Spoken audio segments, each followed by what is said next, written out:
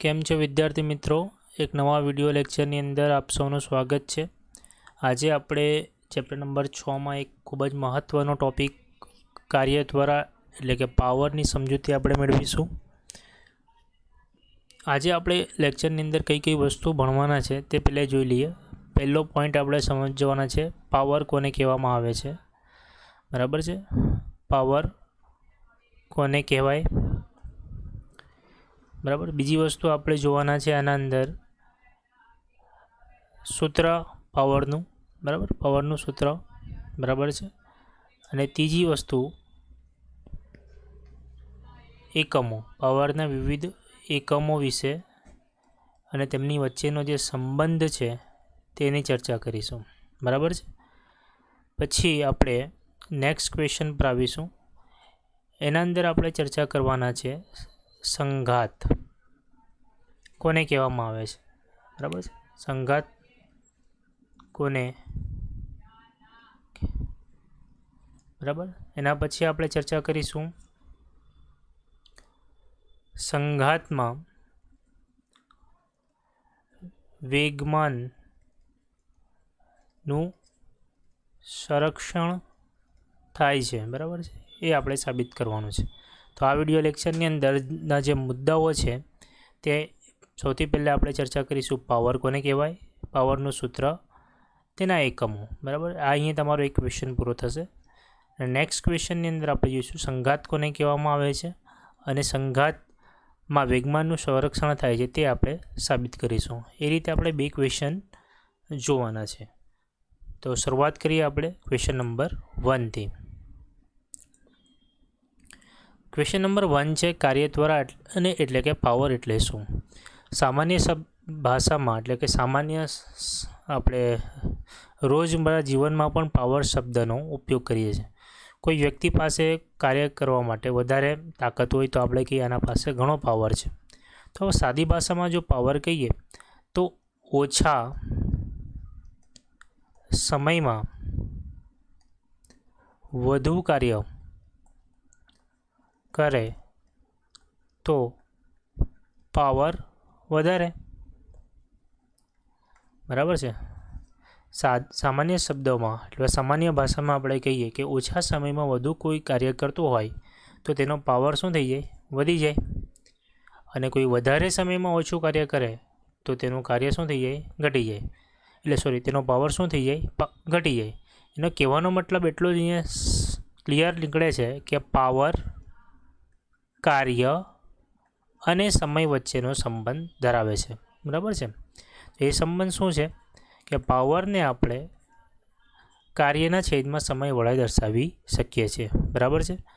તો એકમ સમયમાં થતા કાર્ય કરવાના દરને, એકમ સમયમાં કાર્ય કરવાના દરને આપણે શું કહીએ છીએ, પાવર કહીએ છીએ, બરાબર છે।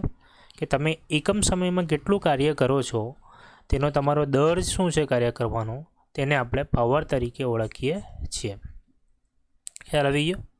ચલો હવે એના અંદર આપણે સમજીએ કે કાર્ય અને તે માટે લીધેલો કુલ સમય ગુણોત્તરને તે બળનો સરેરાશ પાવર, એટલે હવે સરેરાશ પાવરની વ્યાખ્યા છે। સરેરાશ પાવરની વ્યાખ્યામાં કંઈ નવું નથી કે કાર્ય અને એના છેદમાં જે સમય છે એને આપણે શું કહીએ છીએ, સરેરાશ પાવર।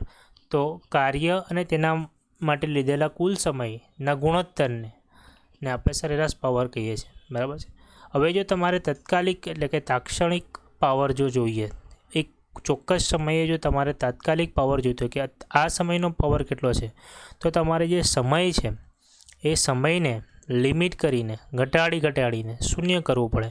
તો સમયને જો તમે ડેલ્ટા ટીને જો તમે ઘટાડીને શૂન્ય લઈ જાઓ, લિમિટ કરો, એનો મતલબ શું થાય, એને તમારે વિકલન સ્વરૂપે લખવું પડે કે આ જે ડબલ્યુના છેદમાં ડીટી તમે આવી રીતે જો લખતા હોય તો આ તમારા માટે થઈ જાય તાત્કાલિક પાવર, બરાબર છે। તો આ તમને જે સૂત્ર મળે છે એ કોનું મળી જાય, તાત્કાલિક પાવરનું સૂત્ર મળી જાય। ખ્યાલ આવે છે તમને? ખબર પડી? તો પાવર એટલે શું, એકમ સમયમાં કાર્ય કરવાના દરને આપણે પાવર અથવા કાર્ય ત્વરા તરીકે ઓળખીએ છીએ। સરેરાશ પાવરને આપણે કાર્યના છેદમાં સમય વડે દર્શાવીએ છીએ। જો તમે તાત્કાલિક પાવર તાત્ક્ષણિક પાવર મેળવવા માંગતા હોય તો તમારે જે સમય છે છેદમાં એ સમયને ખૂબ જ નીચે ઘટાડવો પડે તો તમારે તાત્કાલિક પાવર તમને મળી જાય. બરાબર છે, અહીંયા સુધી ખ્યાલ આવી ગયો. અને એને આપણે dWના છેદમાં dt વડે દર્શાવી શકીએ છીએ. બરાબર. ચલો હવે આપણે આની અંદર એક વસ્તુ હજુ ઉમેરીએ કે આપણને ખબર છે કે કાર્ય એટલે શું. કાર્ય એટલે બળ ગુણ્યા સ્થાનાંતર થાય. બરાબર. તો જો આપણે સ્થાનાંતર ઓછું રાખીએ, dr જેટલું જો આપણે સ્થાનાંતર કરીએ અને બળ જો આપણે f જેટલું લગાડીએ તો dWનું સૂત્ર એટલે કે કાર્યનું સૂત્ર તમે dW f × dr વડે લખી શકો, બળ ગુણ્યા સ્થાનાંતર. તો સમીકરણ નંબર 1માં તમે જો dWની કિંમત મૂકી દેશો તો તમને આ પ્રકારનું સૂત્ર મળશે. P = F × dr.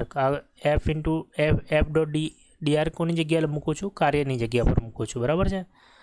આની કિંમત સમીકરણ નંબર 1માં મૂકતા. બરાબર. તો એના પછી નીચે આવી જશે dt. ખ્યાલ આવે છે. આ f જે બળ છે, જો આપણે બળને અચળ માની લઈએ, જો બળ અચળ હોય તો એને બહાર નીકળી જાય વિકલનના. બરાબર છે. તો જો બળ અચળ હોય તો વિકલનના બહાર નીકળી જાય તો અંદર તમારે શું બચી જશે? અંદર બચી જશે dr/dt. dr/dt. r શું છે? સ્થાનાંતર છે. સ્થાનાંતરનું જો સમયની સાપેક્ષે વિકલન કરો, સ્થાનાંતરનું જો સમયની સાપેક્ષે વિકલન કરશો તો તમને શું મળશે? વેગ મળશે. બરાબર છે. તો f × v, અહીંયા શું મળી જશે? f × v. તો એક સૂત્ર મળશે સમીકરણ નંબર 3. કેમ કે સ્થાનાંતરનું જે dr/dt છે એ સ્થાનાંતરનું સમયની સાપેક્ષે વિકલન છે એ શું આપે છે? આપણને વેગનું મૂલ્ય આપે છે. dr/dt = v. તો P એટલે કે પાવર બરાબર f × v લખી શકો સમીકરણ નંબર 3, જે આપણે અહીંયા સાબિત કરેલું છે. અહીંયા સમીકરણ નંબર 3. ખ્યાલ આવે છે એકદમ ડિટેલમાં તમને. હવે તો આપણે સૌથી પહેલાં ભણી ગયા કે કાર્યની વ્યાખ્યા, પછી એનું આપણે કાર્યના સૂત્ર મેળવવા. બરાબર. કાર્યના 2 સૂત્ર આપણે મેળવવા. બંને સૂત્ર મેં તમને અલગ અલગ લખીને આપી દઉં, સમજો. પહેલું સૂત્ર આપણે કાર્યનું લખ્યું P = Wના છેદમાં T. આને સમીકરણ નંબર 1 કહી દઈએ. બીજું એવરેજ માટે જે લખ્યું તે સેમ સમીકરણ લખ્યું Wના છેદમાં T. ત્રીજું તાત્કાલિક પાવર માટે આપણે લખ્યું dWના છેદમાં dt. બરાબર છે. અને જો મેં સમીકરણ નંબર 2 આપું, અને ત્રીજું જે આપણે પાવરનું સમીકરણ મેળવ્યું f × v. તો આ બધા સમીકરણો તમારે પાવરના છે. તો આ બધા પાવરના સમીકરણો તમારે યાદ રાખવાના છે. ખ્યાલ આવે છે તમને? તો આપણે પહેલો મુદ્દો પાવર એટલે શું સમજ્યા, પાવરના અલગ અલગ સમીકરણોની વાત કરી. હવે તેના એકમોની વાત કરીએ. તો એકમોમાં જે સૌથી પહેલો એકમ આવે છે તે છે વોટ. વોટ એટલે આ વોટ નથી. બરાબર. આ વોટ નથી, આ વોટ છે. WATT watt. બરાબર. અને એને દર્શાવવા માટે આપણે કેપિટલ Wનો ઉપયોગ કરીએ છીએ. બરાબર છે. અને એક બીજો એકમ છે પાવરનો, એ તમે એને જ્યારે તમે સબમર્સિબલ મોટર તમારા ઘરમાં લાગતી હોય ત્યારે તમે સાંભળેલું હશે કે 1 HPની મોટર લાવો, 2 HPની મોટર લાવો. તો આ જે HP છે એ HP છે એને કહેવામાં આવે છે હોર્સ પાવર. હોર્સ પાવર એટલે કે ઘોડાનો પાવર. તો એ ઘોડાના પાવરના પ્રમાણે આપણે મોટરનો પાવર નક્કી, એની શક્તિ પ્રમાણે આપણે સરખામણી કરીએ છીએ. અને એક નવો એકમ આપણે ધારેલો છે, એને કહેવાય HP. તો આપણને ખબર હોય છે કે 1 HP બરાબર કેટલા હોર્સ પાવર? તો 7 તો યાદ રાખવાનું છે 746. બરાબર. પહેલો 7 છે અને લાસ્ટ 6 છે. 7 કરતાં 1 ઓછો કરી દેવાનો અને 4 તો યાદ રહેશે જ. 746 વોટ. બરાબર. 1 HPની મોટર લાવો એનો મતલબ થાય 746 વોટની મોટર લાવો. બરાબર છે. એક એનો એકમ આ થઈ ગયો. પછી આપણે આગળ જોઈએ એના બીજા કયા એકમો હોઈ શકે, આને જરા ક્લિયર કરી લઈએ. ઓકે. એના જે બીજા એકમો છે, જો પાવરને તમે આવી રીતે લખો Wના છેદમાં T. તો જો Tને આ બાજુ લઈ જાઓ તો Wના છેદમાં T PT = W થઈ જાય. હવે સમજો પાવરનો જે એકમ છે આપણે શું લખ્યું? વોટ લખ્યું. તો પાવરનો એકમ આપણે લખીએ વોટ. અને જો પાવર 1000માં હોય, 1000 હોય તો આપણે ડાયરેક્ટ એને કિલોવોટમાં લખી શકીએ છીએ, બરાબર. અને સમયનો એકમ છે કલાક અથવા તો સેકન્ડ, તો આપણે અહીંયા કલાકમાં જો લખીએ તો KWH is equal to W, એટલે એનો જે બીજો એક એકમ તમારે થઈ જાય કિલોવોટ અવર કાર્યનું. આવી રીતે તમે એક બીજો એકમ લખી શકો કિલોવોટ અવર, બરાબર છે. કિલોવોટ અવર એટલે શું? 1 કિલોવોટ જેટલા દરમાં 1 કલાકમાં જેટલું કાર્ય થાય એને કહેવામાં આવે છે 1 કિલોવોટ અવર. એટલે પાવરનો એક બીજો એકમ છે કિલોવોટ અવર. એનો મતલબ શું થાય? 1 કિલોવોટ જેટલા 1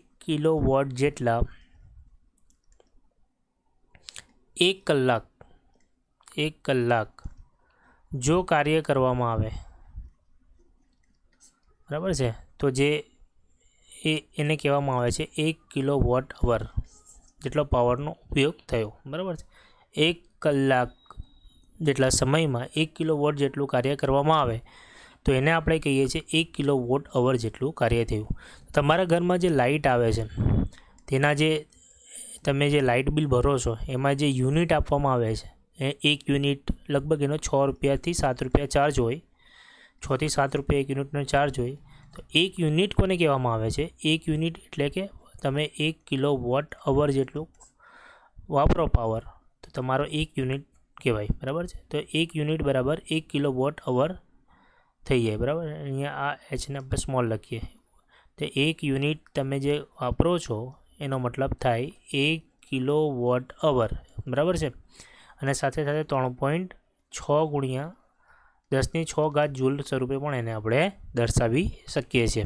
તો આટલી વિગતો હતી કે 1 યુનિટ એટલે 1 કિલોવોટ અવર. 1 કિલોવોટ અવર એટલે શું? 1 કલાકમાં 1 કિલોવોટ જેટલા દરથી આપણે જે પાવરનો ઉપયોગ કરીએ છીએ તેને 1 કિલોવોટ અવર તરીકે ઓળખવામાં આવે છે. 1 HP એટલે શું? 746 વોટ, બરાબર છે. પાવરનું સૂત્ર આપણે મેળવીએ અલગ અલગ પાવરના, તેમજ આપણે પાવરની વ્યાખ્યાઓ જોઈ લીધી. 1 યુનિટ એટલે શું? એને જૂલમાં લખવું હોય તો લખાય, કિલોવોટમાં લખવું હોય તો લખાય, બરાબર. આ બધી વિગતો આપણે જોઈ. અહીં તમારું ક્વેશ્ચન નંબર 1 કાર્ય, ત્વરા અને પાવરની સમજૂતી પૂરી થાય છે, બરાબર છે. હવે આપણે નેક્સ્ટ ક્વેશ્ચન પર આવીએ, જે આપણે ચર્ચા કરી હતી કે સંઘાત એટલે શું અને બધા જ પ્રકારના અથડામણમાં કુલ વેગમાનનું સંરક્ષણ થાય છે તે આપણે સમજીએ. તો સૌથી પહેલાં સંઘાતનો મતલબ થાય અથડામણ. સંઘાત એટલે શું? અથડામણ, બરાબર. સંઘાતનો મતલબ શું થાય? અથડામણ. સમજો કે એક આ કોઈ વસ્તુ છે, એક આ બીજી વસ્તુ છે, તો એ અથડામણ એટલે કે સંઘાત કઈ રીતે થાય એને આપણે ઇંગ્લિશમાં કહીએ તો એને કોલ્યુઝન, બરાબર છે. એને આપણે કોલિઝન તરીકે ઓળખીએ. તો કાં તો આ એક લખોટી છે સમજો ને બીજી લખોટી છે, બંનેને એકબીજા સાથે આપણે લખીએ, આ બે અથડાય તો આને પણ આપણે શું કહી શકીએ? સંઘાત થાય. અને સંઘાત થાય. અથવા તમે સમજો કે ચુંબક હોય, ચુંબકનો નોર્થ ધ્રુવ અહીંયા હોય અને બીજા એક ચુંબકનો નોર્થ ધ્રુવ અહીંયા હોય, બરાબર. આ બંને સમાન ધ્રુવનો જે તમે લઈ જાઓ તો એ એકબીજાને સ્પર્શ ન કરશે, બરાબર. સ્પર્શ કરતા નથી પરંતુ તે એકબીજાને ધક્કો મારે છે. તો આ પણ એક પ્રકારની શું છે? અથડામણ છે, બરાબર છે. તો આ પણ એક પ્રકારનું શું છે? સંઘાત છે. અથવા તમે રુથરફોર્ડનો જો પ્રયોગ તમને ખ્યાલ આવશે ધોરણ 9માં તમે ભણીએ તો આલ્ફા કિરણોનો જો મારો કરવામાં આવતો હતો, આ વર્ષે આપણે નેક્સ્ટ યર ધોરણ 12માં પણ આપણે ભણીશું ન્યુક્લિયસના ચેપ્ટરની અંદર કે જો આલ્ફા કિરણનો મારો કરવામાં આવે છે તો ન્યુક્લિયસના કેન્દ્રથી આ આલ્ફા કિરણ એને સ્પર્શ નથી કરતું, એને દૂરથી જ એમ આવી રીતે રિટર્ન આવી જાય છે, કેમ કે એમની વચ્ચે પણ એક પ્રકારનું અપાકર્ષણ લાગે છે. તો આ પણ એક શું છે? સંઘાત છે. એટલે સંઘાતમાં જરૂરી નથી કે ફિઝિકલી બે વસ્તુઓ જેમ લખોટીઓ અને કેરમની કૂકીઓ ટચ થાય એ જ રીતે જો ટચ થાય તો સંઘાત થાય એ જરૂરી નથી. જો એક વસ્તુ અહીંયા હોય ને બીજી અહીંયા હોય, બંને વચ્ચે જો અપાકર્ષણ લાગે ને બંને દૂર જતા રહે તો એને પણ આપણે શું કહીએ છીએ? સંઘાત તરીકે એને ઓળખીએ છીએ. એટલે એક વસ્તુના માર્ગમાં જો બીજી વસ્તુ આવી જાય અને એના કારણે બંનેના રસ્તાઓ બદલાઈ જાય અથવા બંનેઓ વચ્ચે બળ લાગે તો એ જે વસ્તુઓ ઘટના બને છે એને આપણે શું કહીએ છીએ? સંઘાત તરીકે એને ઓળખીએ છીએ, બરાબર. આટલી વસ્તુ તમારા મગજમાં ફિટ થવી જોઈએ. સંઘાત એટલે શું? બરાબર છે. હવે આપણે સમજીએ કે સંઘાત દરમિયાન રેખીય વેગમાનનું સંરક્ષણ થાય છે. સંઘાત એટલે શું, તમને ખ્યાલ આવી ગયો, બરાબર છે. હવે આપણે સમજીએ કે સંઘાત દરમિયાન સમજો કે એક વસ્તુ છે એને નામ આપી દઉં 1 અને બીજી વસ્તુ છે 2, બરાબર છે. આ 1 આના પર બળ લગાડે છે અને 2 આના પર બળ લગાડે છે. એનો મતલબ બંને એકબીજા પર સંઘાત અનુભવે. જો મેં એમ લખું, પ્રથમ પદાર્થ પર બીજા પદાર્થ વડે લાગતું બળ, એટલે પ્રથમ પદાર્થ પર બીજા પદાર્થ વડે લાગતું બળ, એટલે આ બળ તમે આવી રીતે દર્શાવી શકો. અને જો બીજા પદાર્થ પર પ્રથમ પદાર્થ વડે લાગતું બળ, અને આ બળ તમે આવી રીતે દર્શાવી શકો. તો આ આના પર બળ લગાડે છે, આ આના પર લગાડે છે, અને બંને જો ડેલ્ટા ટી જેટલા સમય માટે બળ લગાવતા હોય તો ન્યૂટનના ગતિના નિયમ પ્રમાણે એક બળ આ દિશામાં લાગે છે અને બીજું બળ આ દિશામાં લાગે છે. બંનેનું મૂલ્ય જો સમાન હોય અને દિશાઓ વિરુદ્ધ હોય તો તમે લખી શકો આવી રીતે F21 is equal to minus, અથવા તમે F12 લખી શકો આવી રીતે, બરાબર. એક બળ બીજાના વિરુદ્ધ છે. હવે જો આ સમીકરણની અંદર બંને બાજુ તમે ડેલ્ટા ટી વડે ગુણી નાખો, આ સમીકરણને શું કરો, ડેલ્ટા ટી વડે બંને બાજુ તમે ગુણી નાખો, ડેલ્ટા ટી, બરાબર છે. F12 અહીંયા માઇનસ. હવે બંને બાજુ ડેલ્ટા ટી વડે ગુણ્યા. હવે આ માઇનસવાળા પદને તમે આ બાજુ લઈ આવો, એટલે F12 લખી દઉં. અહીંયા ડેલ્ટા ટી માઇનસ આ બાજુ આવી તો પ્લસ, અને આ પહેલેથી delta T F21 delta T is equal to આ બાજુ 0 થઈ જાય. હવે આપણને ખબર છે, થોડી વાર પહેલાં આપણે જોઈ ગયા કે પી એટલે કે પાવર, પી એટલે જો આપણે અહીંયા વેગમાન લઈએ તો વેગમાનનું સૂત્ર છે બળ ગુણ્યા સમય, બરાબર. વેગમાનને આપણે બળ ગુણ્યા સમય વડે દર્શાવીએ તો આ બળ છે અને આ સમય છે, બરાબર છે. તો તમે આ જે વેગમાન છે એને ડેલ્ટા P1 વડે દર્શાવી શકો, બરાબર છે. આનું બીજું વેગમાન છે ડેલ્ટા P2 વડે દર્શાવી શકો, બરાબર 0. ખ્યાલ આવે છે.